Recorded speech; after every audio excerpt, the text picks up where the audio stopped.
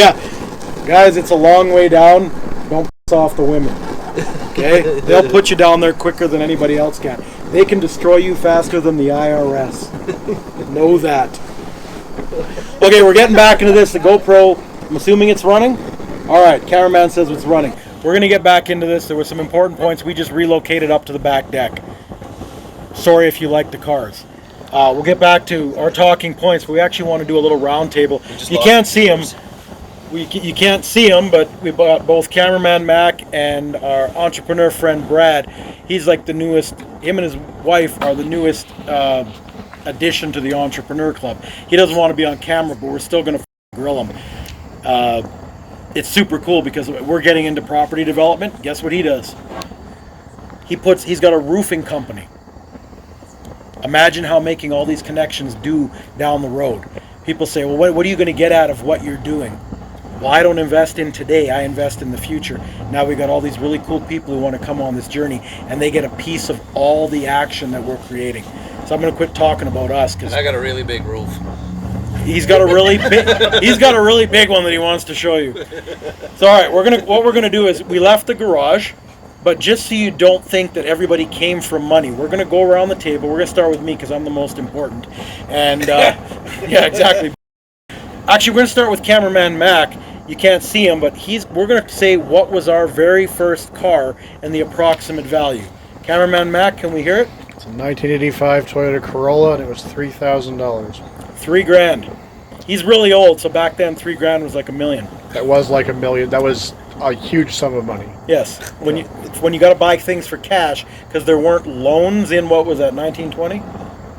Yeah, whatever. What did I have? I had a 1979 Blazer that I paid $800 for back when gas was 27 cents a liter. That'll tell you how old I am. Shaggin' wagon. Shaggin' right. If the thing ran, I could have picked up some. Yeah. Good. 2006 Hyundai Tiburon that I lost a lot of money on. Who's jealous? Tiburon boy. Oh yeah. What do we got, Scott? 1984 GMC half-ton that I paid $550 for. It was rusted out, but it got me to and from. It was better than walking, so. Right on. It is Brad, what it is. what was your first car? 2007 Mazda 6, and I lost a lot of money on it. I got paid $40 and sold it for $20 3 years later. All right, so are you guys listening to this? What you guys are wasting on car payments so you can flex and have a new car and no one gives a shit? One of your payments was worth more than half the cars that we started with because we actually saved and bought it instead of financing. Okay, we'll leave that where it was. So that ended off where you were in the garage. You wanted to talk about... Oh, the Tiburon. Oh, okay. Let's talk about a Tiburon. This should be an exciting part. That's where it all started, because I paid like $28 for the Tiburon. I bought it brand new. It was $28 straight out of university. You bougie motherfucker. You don't get an opinion. I worked new cars? 3 jobs in university. So I came out with no debt. Come on, I had motorcycles too. True. So We're trying to tell these people that we had nothing, and you got 3 motorcycles and a fucking new car? I had 3 jobs. I used my student loan to buy the bike. You irresponsible mother. Hey, the interest rate was prime plus like nothing because it was What a was student prime loan. back then? Wasn't I it don't like even know. 0.75? No. In the mid 2000s, it would have been like 3.5. 3.5, something like that. So I was Yeah. paying 3.5. So, I mean, your typical loan was like 10%. So Oh, a 3.5 car loan back way then less. was at least 8%. Yeah. So, but the Tiburon, like, I bought that for 28, and then 3 years later I sold it for 12, and I said I would never do that again. There's the Ever. point of the story. New cars. Ever. Win, win, win. Yeah. So then I bought. After that, I think in the last, like I said, 10 years we had almost 18 We had vehicles. 18, Yeah, something like that. When we got here, there was no tax on used vehicles, so that was game. Well, that was another thing. So I came from Nova Scotia, and you had to pay tax on used vehicles out there. And when I came out here and realized that you could buy used cars privately and pay no tax, I was like, wow, that was a game changer. So then we started buying and flipping cars because I said I would never lose $16K on a car ever again. So in 3 years, we worked up from, after I sold the Tiburon, we bought a Hummer H3. It was 6 months old. The original owner bought it for $65. I paid $25 for that car. I sold it. Thank you, GM. Yeah, sold it 2 years later for $28. I made $3 grand on that. but I'm also building equity the entire time for financing. So then that led to more and more, and as we're going, we're building. Not only are we paying down the financing, but we're also building equity. And that in 3 years, I went from that to a GTR. And then that GTR is what really started everything. We bought that for about 70, and I sold it 2 years later for 80. Yeah, And it's the same we winter dealership, drove that too, the yeah. same dealership. Same yeah. dealership on trade-in, I got 80 for it, which was sick. So like that's Know your market. So the big question everybody wants to know: what was quicker, the GTR or the Tiburon? depends who was driving. It doesn't shake at 160. Yeah, exactly. Yeah. All right. Is there anybody else any more points? Because we got a few more to cover here, and then we're just gonna fuck around and have fun tonight. So, was there anything to add to this current one? How'd you do in the truck? Oh yeah, how'd you do flipping your truck? Or did you actually literally flip it? No, The wheels were pointing in the wrong direction? actually came out 500 ahead because the guy that crashed it paid for everything. We just covered all the other stuff. So even though I bought it for 500, I made 500. I guess. There I you doubled go. it. Hey, yeah. But then 200%. I had no vehicle though, so that's so well. But no, even what we were saying before we ended was like people think you need to, not knocking school by any means, but if you're able just to find value in something, just work your ass off and get ahead. Like people will sit there and make fun of riggers and stuff all the time, but You really, said riggers, by the way. well, yeah, like service side, drilling side, anything oil and gas. Literally, there's money to be made in the industry. Find somewhere, buy a pair of boots, and just put in the time, learn, and you can sit there and move up and do well for yourself. Just don't live the Alberta dream and just go and instantly go buy a $100,000 diesel truck and finance your life away. There's honestly no rhyme or reason to it for the most part. If you can sit there and you're in an opportunity to run your personal truck and you can write it off as a tax write-off and get your T2200 for tax time in Alberta, like in Canada, so be it. But otherwise, just don't go out and buy you don't need for the most part. Like for the Why used? Oh yeah, let someone else pay for the depreciation on anything. Like depending. Yeah, that's true. Make Because sure I could you have bought write it off. because I could write it off and everything, and depending how the finance rate was, even when I came back momentarily, it was cheaper for me by about $15,000 to buy a brand new truck versus me buying one that was 2 years old because of the interest rate. So by the time say that 5 years was done, I would have been substantially more money into the used than I was the new. Yeah, but that's So- excellent. But knowledge and do the math. I'm going to go back Absolutely. to the That's an education. excellent thing. There's, Yeah. like absolutely. Usually buying used, you can save some money, but it's all on personal situation. The fact that I could write it off even at an interest rate. Absolutely. Small business owner, you're better off leasing new. Let's just be honest. You can write it all off as opposed to just depreciating asset. Yeah, absolutely. For my again, everybody's See personal how there situation isn't is one different. way to do shit? We're talking about a whole bunch of ways to solve one problem. Well, then if you're in the States, that's why guys are writing off G-Wagons and $250,000 SUVs because they're heavier than 5,000 5,000 pounds. 5,000 pounds. You get can an write it extra. off because it's a heavyweight vehicle, so you can write off a freaking $250,000 SUV as a company vehicle because it's so heavy, and with how they recognize it in the States, you can write that off as a business. That's why Hummer H2s were so popular. Yeah. Because of the weight. That's got to be the only reason they were popular. They were junk. But let's get back on the education I'm thing. sorry, but not sorry. We're not knocking education. Yes. You just do the math in all the equations. If you got to go to school and you know the school's going to cost you X number of dollars and you got to give up 4 years of your life to do it, factor that against what going into the workforce can get you in those 4 years. If you're smart, you don't blow your money and you can start investing the moment you get paid instead of going to school. Neither one is right or wrong. There's a way to optimize either one. We happen to be in Alberta, and yeah, guess what? Sebastian Vettel fucking hates the way that we do this. Celebrity hates the way that we pull oil out of the ground. But you know what? I got news for all you celebrities that are dying and you're not important anymore, so you got to take a shot at our oil sands every time you come to Canada to make a political statement because no one gives a about who you are anymore.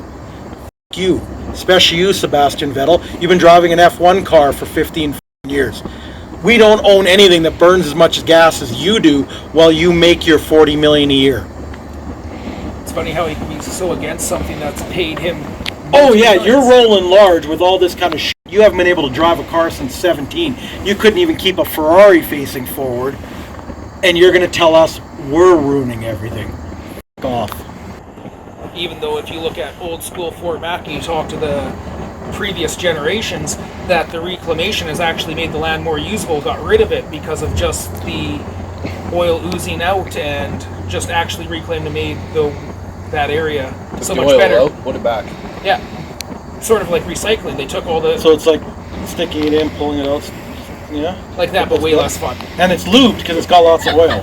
That's right. No smell. All right, petroleum. Okay, moving on.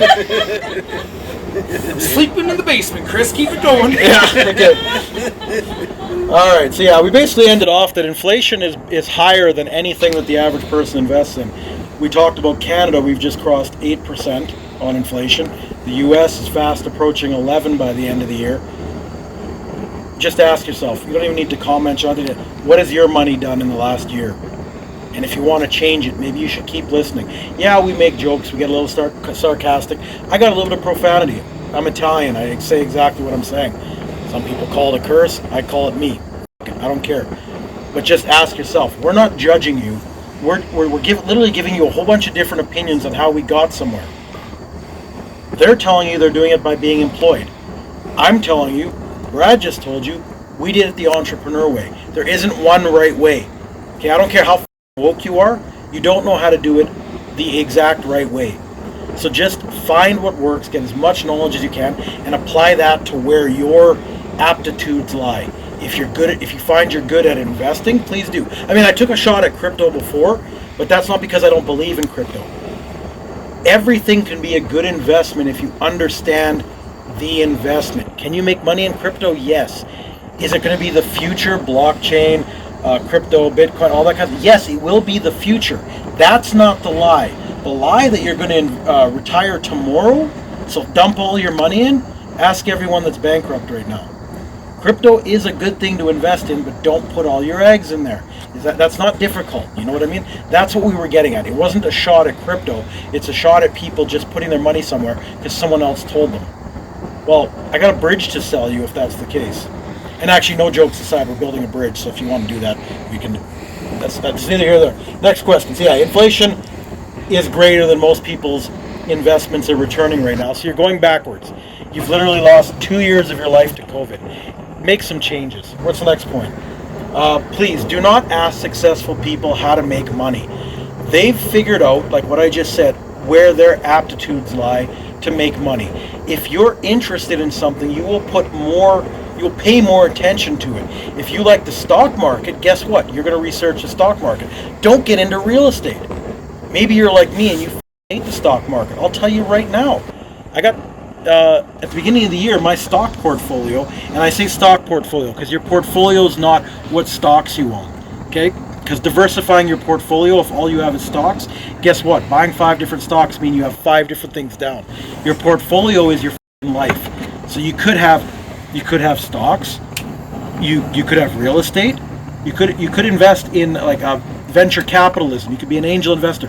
That's diversifying your portfolio. So I'll straight up tell you, at the beginning of the year, my stock portfolio, which I don't even like, I don't like stocks. I bought it because people much smarter than me told me where to put my money. I'll tell you right now, it was at 2.7 at the beginning of the year. Right now, with the way things are going, it's at 2.1. I've lost $600K in a couple months, most of that in the last 5 weeks. I don't give a not because I'm so superior, but because that isn't where I put all my eggs. If that goes to zero, who cares? But I can tell you honestly, because all I said was, yeah, you may not like the way we deliver our message, we will be transparent. I'm just over 700K into that stock portfolio. So even if I'm down 600K, I'm not selling my. You don't realize a loss unless you sell. I'll wait for it to come up. I don't care if it takes 10 years. But if I'm into it for just over 7, I'm still at 2.1. That's 300% interest. I got into stocks in 2016 at the advice of other people because I shut the fuck up and listen. I don't shut the fuck up now because you're listening. That's the whole point. You may think that was some kind of flex or brag. It's not. I'm telling you what happens when you diversify.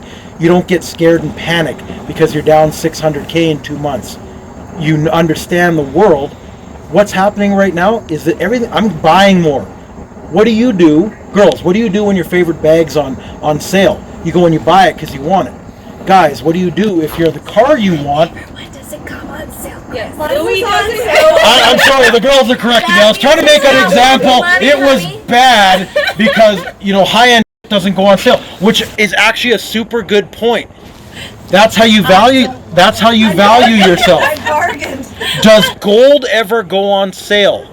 Fuck no. You pay market value or more for it. That's how you should treat your life. Don't ever take a pay cut if you don't want. Gold doesn't go on sale. Stocks right now are on sale. So if you're thinking about selling, what that means is you should buy more of what you already have. We'll leave that there. That was my personal example. I'm not asking other people to get personal about theirs, but I don't care if you know. It doesn't change anything if you know.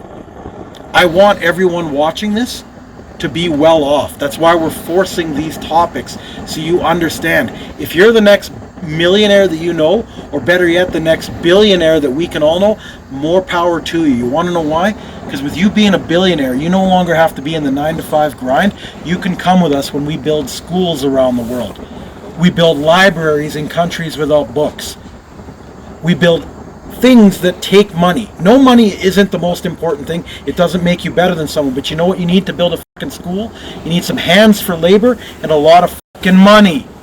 So if you want to do good things, you're going to have to generate some type of income. You can't keep asking other people for money to do good deeds. Eventually you got to generate your own. So that rant is fucking over. Is there anything to add? No, I agree with you. Right now everybody's freaking out that the stock market, everything's imploding. And I just laugh. I say, buy more. And people look at me like I'm crazy, but it's, well, what do you mean buy more? I'm lowering my cost average.